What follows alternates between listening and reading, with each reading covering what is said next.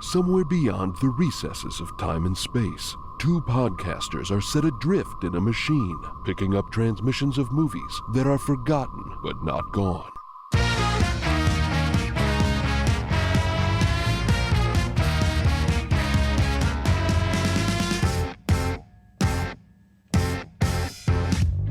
Welcome to Movie Memory Machine, the only podcast about forgotten movies that looks ahead to see what tomorrow's forgotten films are today. I am your host, Landen Solano, joined always by my co-host, Truman Caps. Truman, it's good to see you. Landon, it's good to be seen in this timeline. It's good to be seen from the future. It's good to be seen from the past, even though I'm not really sure how that would work. I mean, in theory, every moment we're seeing has already passed. There is no present, there's only future and past, and therefore every moment is simultaneously both the future and the past. Welcome to Movie Memory Machine, the only movie podcast that breaks your brain with a lot of space-time continuum nonsense right out the gate. Quantum physics. Lots of other movie podcasts wait until like 45 minutes in to get to the quantum physics, but not us. No. We give you the money shot right away. Who doesn't love string cheese theory? I mean, look, my only theory about string cheese is that we need to get as much of that into me as possible. But we are here with a final episode for y'all for our support month, and I think we have done something quite unique here.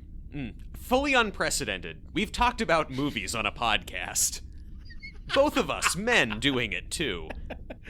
We have a time machine, and we've done something special. But before we get into that, I just want to hit this point one last time. It's our final episode to do so. I'm not gonna bog all y'all down in our main episodes every single week in the season with this nonsense. We've got a special little month dedicated to it here at the end of the season, and these are the 5 ways that you can support us if you haven't already. Hit us with them one last time for luck. Join us on Patreon at patreon.com/gruntworkpod for as little as $1 a month or as much as you want to pay to get access to all kinds of bonus content for all of the shows on the Gruntwork Podcast Network. You can support one show, you can support all shows, and it goes a long, long way to making us be able to breathe and live and make these shows that you love and make them ad-free. Make them artist-owned so that we are not at the behest of anyone with money telling us what to do. Yes, the only people with money who we care about are you guys.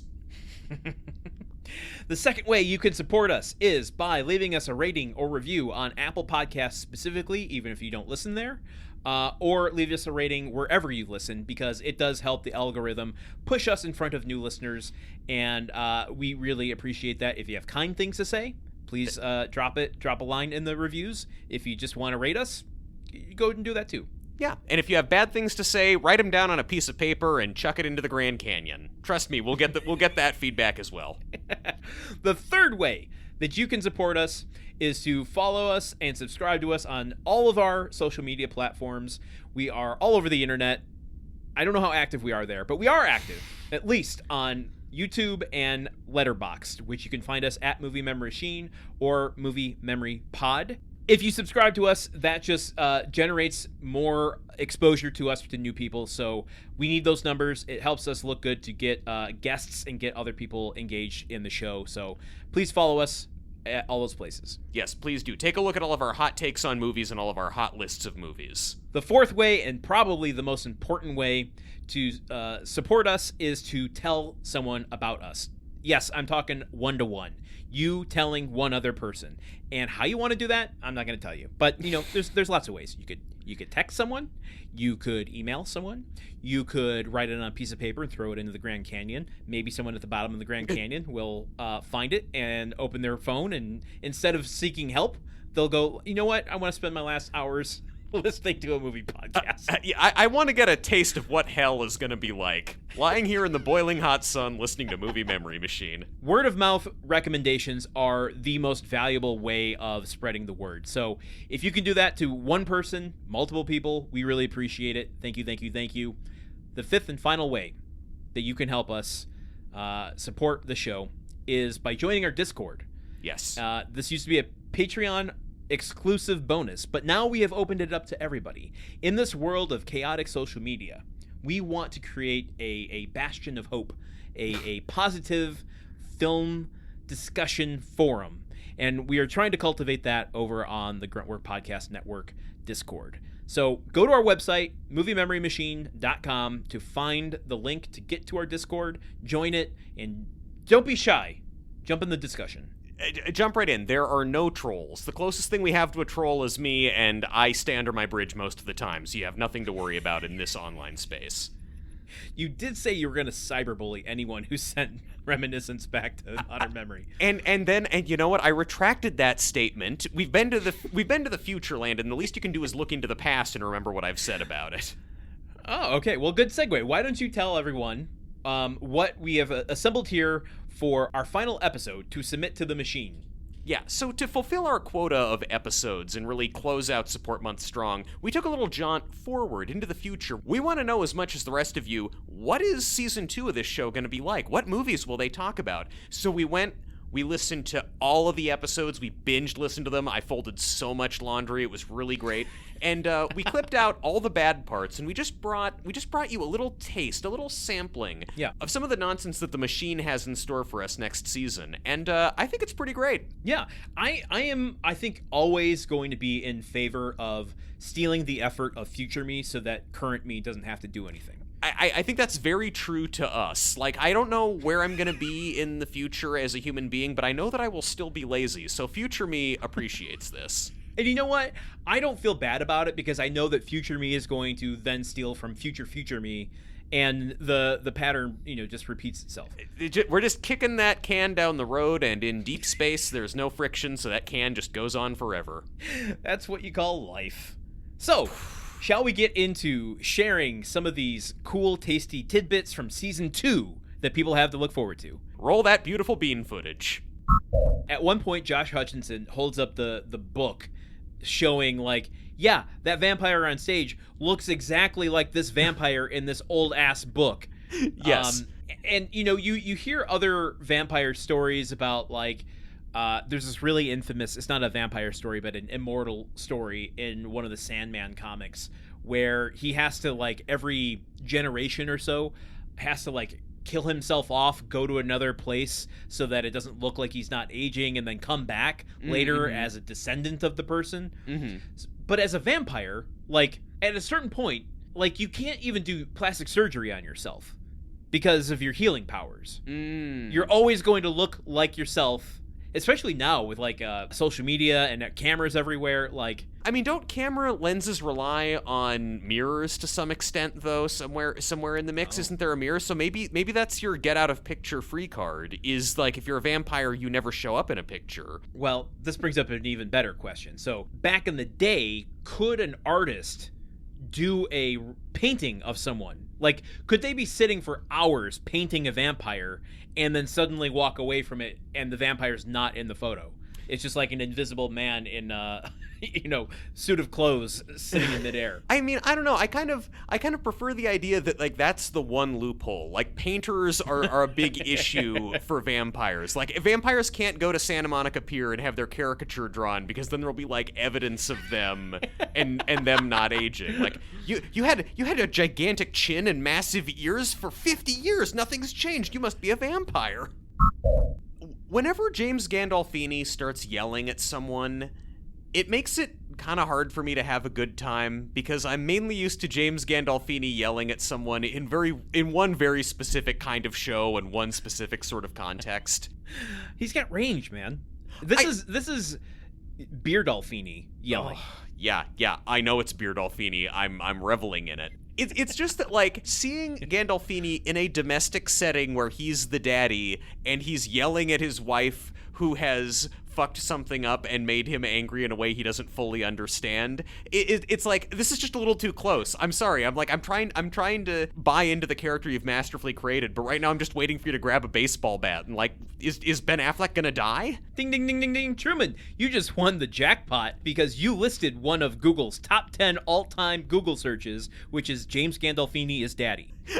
And the number 2 Google search of all time is Ben Affleck gonna die? So this feels a lot like a 30 Rock movie. Like, any individual scene from it It's like I'm looking at it and I'm expecting that Jenna Maroney is going to be in the background, and then in a few seconds we're going to cut back to the scene where Jenna is describing the movie she shot between seasons of TGS. Yes, absolutely. And I think a lot of that comes down to the fact that Tommy Hiddles, as I call him, and I'm going to call him Tommy Hiddles. It's Tommy Hiddles only when he's playing ultra sincere, because post Loki, I don't think we can take anything, and I'm sorry to say this to him. He's a fine actor. Yeah. But he can't play sincere. He can't play schmaltz anymore without it feeling like a 30 Rock movie. Is it partially because he was a trickster for so long that you're just like, okay, I can't take you seriously anymore. I know that you're putting one over on me. I can't trust you. Yeah, your sincerity has a ring of, I'm going to stab you in the back with my scepter. I mean, it's also just hard to take seriously a scene set during World War II where a man's horse is apparently being drafted into the military, and he is, crying and begging to, go with his horse. I want, can my horse and I be war bros? Now, listen, I'm pretty anti-military, and I would almost call myself a pacifist. Very, very against this stuff. That said, if the army was conscripting Bela, I would maybe ask to enlist in the army. Okay, look, I can see what the military wants with a horse. Can you describe for me what you expect the military is going to want with your cat? Well, this brought up another question for me, which is, why are they limiting themselves to conscripting only horses? Why don't they, go to the zoo and conscript a rhino and just drop that into the middle of the Germany front line?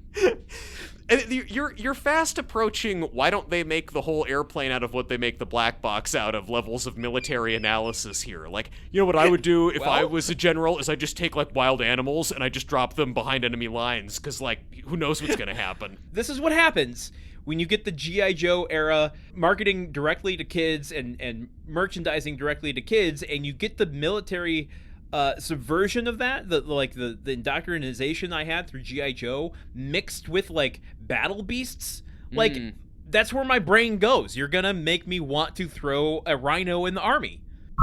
So what made you more uncomfortable in this scene at the theater? Is it the extreme close-ups of the tarantula's face or the extreme close-ups of John C. Reilly's face? his red hair under the top hat and the eyeliner, making it look like he's a hipster bartender from some Brooklyn bar. He does look a lot like a mixologist. He looks like the kind of guy who walks up to you after you get seated, and he kind of cocks his eyebrow at you and goes, "Can I interest you in a libation?" I mean, he's not too far apart from doing that accent in this movie. He's like an alt comedy clown. I really want to see a supercut of scenes from action movies where the protagonists roll down a hill, because I feel like you could get a solid 3 hours of just nonstop rolling. Easy. A similar thought went through my head, which was, you see on YouTube a lot of two people Sean William Scott and The Rock fall down the hill for 10 hours. Yeah. I want to see the 10-hour compilation of this scene just on a loop. Yeah. I think it would cut together really well. Yeah, lo-fi Sean William Scott and The Rock falling down a hill to study to. Kind of an ASMR situation. The hill rolling goes on for so long that I'm like, were they trying to just stretch the runtime here? Were they we got to hit 90 minutes. How long can we have them roll down the hill for? How much footage did we get of that? Is that how they came up with the title of the movie too? It's we've been trying to just get to the finish line. What have we been doing? What's this movie about? I don't know. It's about the timer. It's about filling time. It's about running down. Run down. We've been running down the timer. Run down. Yes. Stop the presses, everybody. We're not calling it Jeep Boys anymore. It's also brutal. It's also there are so many shots of The Rock and Sean William Scott crashing into branches and getting smashed by shit. How many times do you think they died? If you had a counter, they used to do these for Home Alone. Is okay, Marv and Harry would have died, 36 times in this encounter with Kevin.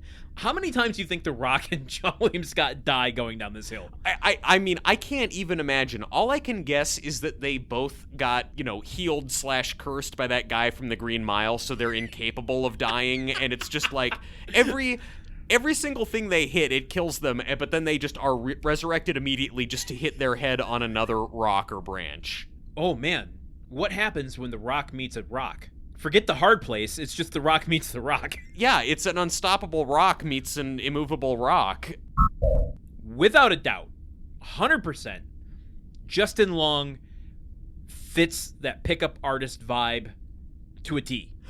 Do you think that? I don't know that I buy it. The whole time I'm watching this, I'm just thinking, is it really Justin Long? I don't think you're a cool guy. I'm sorry, I just can't buy this. Now, hold on, Truman, let's not get confused.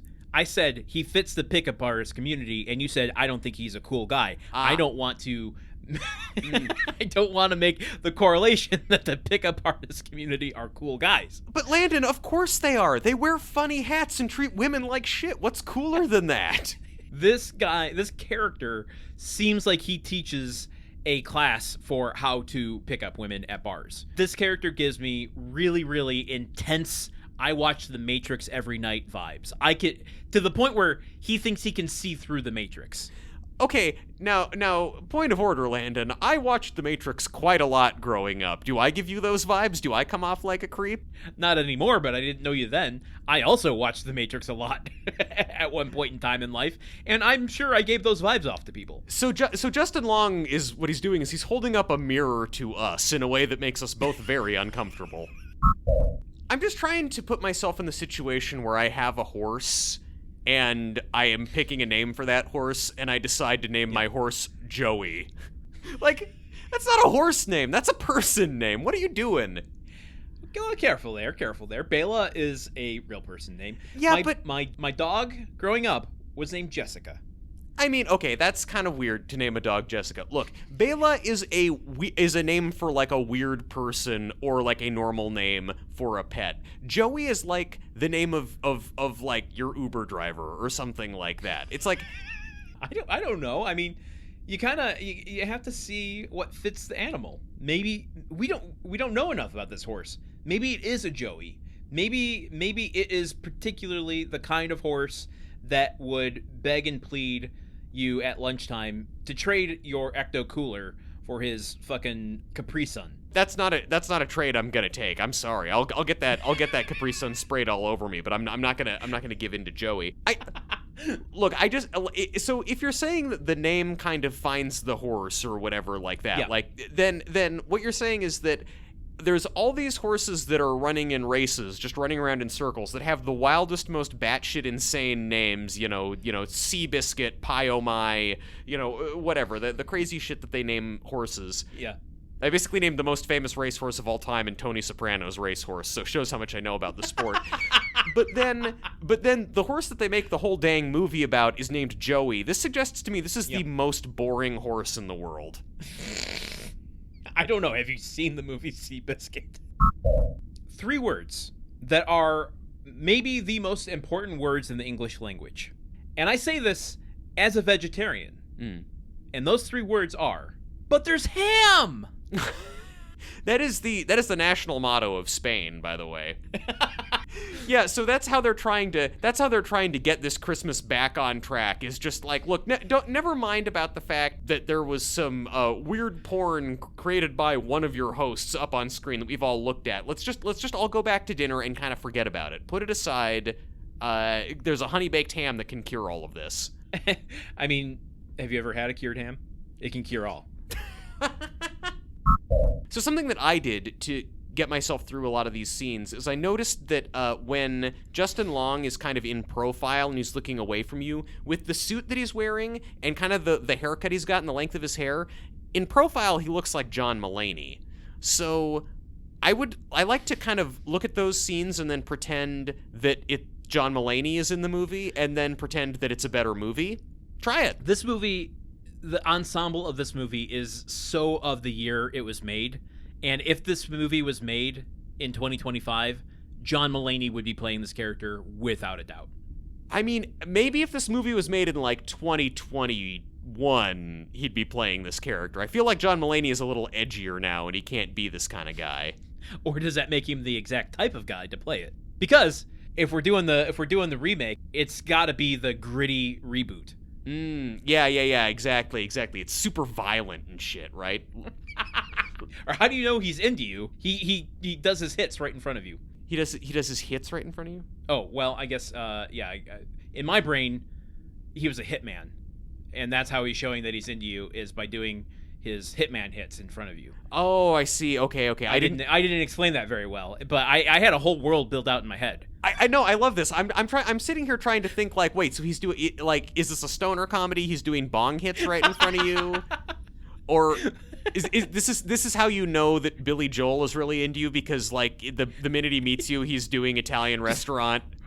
Just one hit after another. Yeah. I mean, I like this Ready Player One version of romantic comedy, you know, where we just mash, like, Seth Rogen and Billy Joel and John Wick into the same romantic comedy stew. And see who comes out on top for Jennifer Goodwin's hand. Okay, look, Seth Rogen, Billy Joel, and John Wick, dream blunt rotation. Gotta say it. I really want a t-shirt with a recycling symbol on it. She's wearing one when she's hanging out at home, and it's just like, I love that. It just sets up what she's all about, you know she cares about the earth. Truman, I have a headshot of me in a recycling t-shirt. Because they were buyable at Target in 2010. I mean, was it in style? Was it fashionable in 2010 to just wear a shirt with a recycling symbol on it?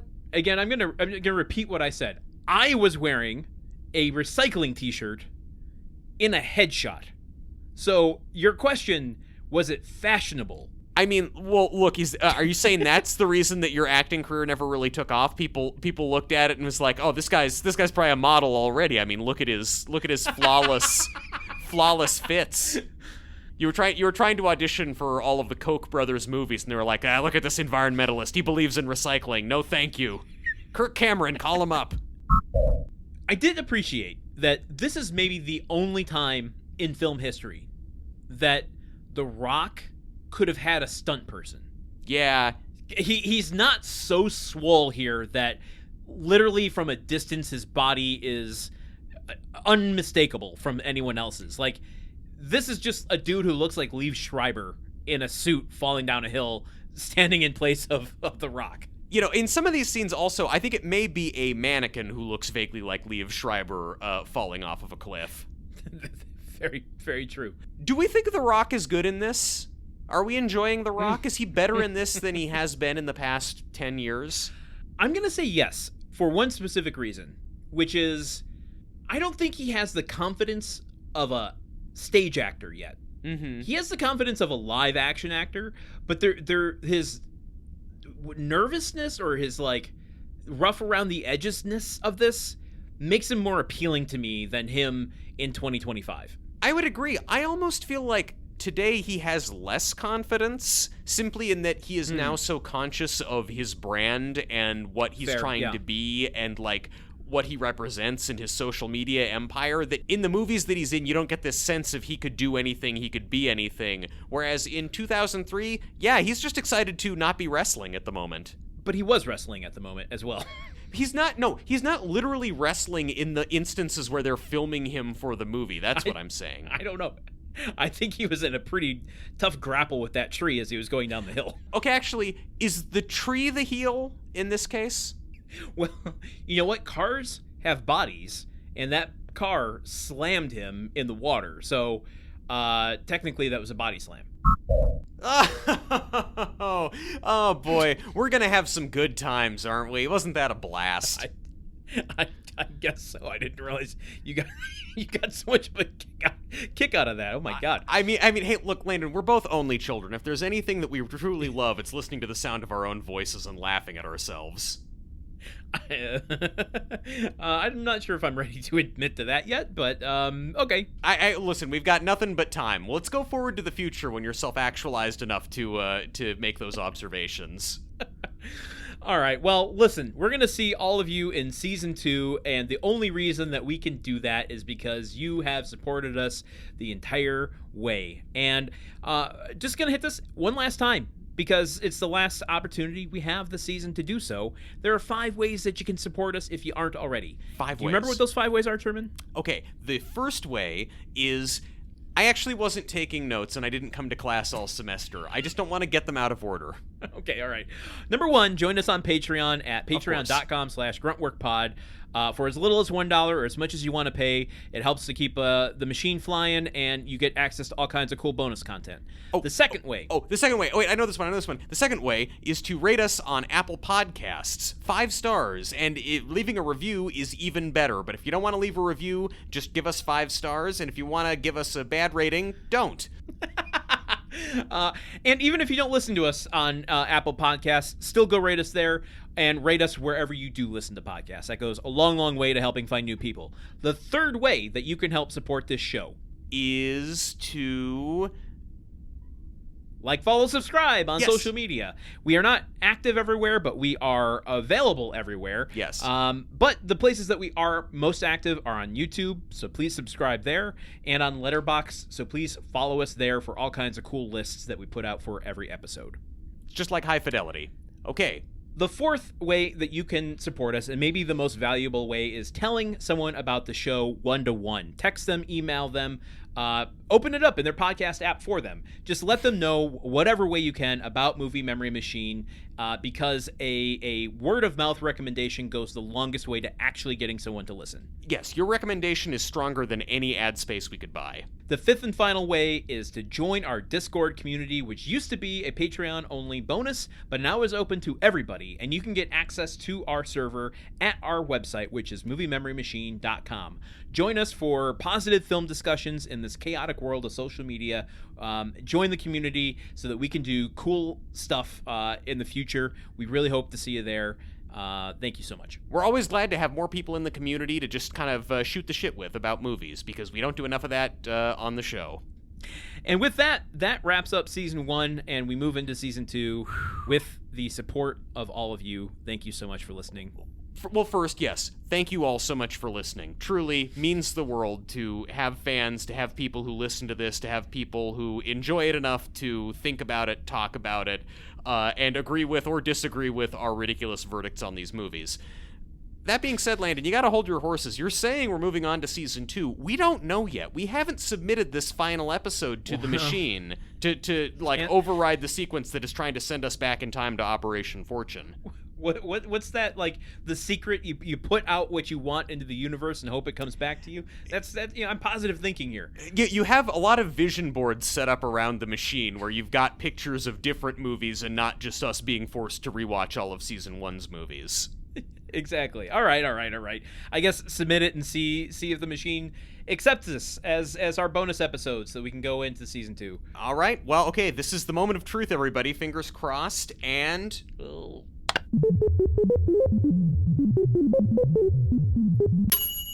Does that mean yes? Either that means yes, or that means my toaster strudel is done. Either way, I think it's good news. Okay, well, I gotta be honest. I didn't think cheating and taking content from a future season was gonna work, but I guess we're good. I guess the Movie Memory Machine is actually kind of a pushover. Don't tell it I said that. I don't want to make it mad just after we fixed it. Well, this is awesome. I wasn't sure it was going to work, but it did, and I just want to thank everyone for your support over the support month, as well as your support throughout the whole season. We couldn't have done it without you, and season 2 is going to happen because of you. Yeah, seriously, I owe all of you a debt of gratitude, because your support has made it so we didn't have to go back in time and start over again with Operation Fortune Soup du Jour, which I couldn't stand. So, listen, any of you out there, if you need a kidney, at least 2 of you can get one from me, and then I'm dead, but you guys have kidneys. Just take it from your future self. Okay. Oh, wait, that's not how that works, because your future self wouldn't have the kidneys. Yeah, no, I've got to harvest the kidneys from my past self. That'll be fine. That one's never going to come back to bite me. If any 2 guys were ever really qualified to have a time machine, clearly it's us. Oh, my goodness. All right, well, season 2 is happening. Can't wait to get there. Truman, should we try to see if the machine will give us anything? Yeah. Let's just hit the button, see if the printer's got anything loaded up. Oh, hey, there it is. Music to my ears. What's it say? All right, it says all systems go. Coordinates set for April 19th, 2024. Okay, starting new. I Yeah. can get behind that. Recent all right, past. here's what the clue said. Truman. What? Why do you look like that? Everything's fine. We're good, right? Truman. What? Here's the clue. Okay. How much rich could a rich guy do if a rich guy was Guy Ritchie? Guy Ritchie? Movie Memory Machine is part of the Gruntwork Podcast Network. Join our Patreon at patreon.com/gruntworkpod to keep the machine running. Theme song by Porky's Groove Machine. Rate us on Apple Podcasts or wherever you listen. For more information on today's show, visit moviememorymachine.com.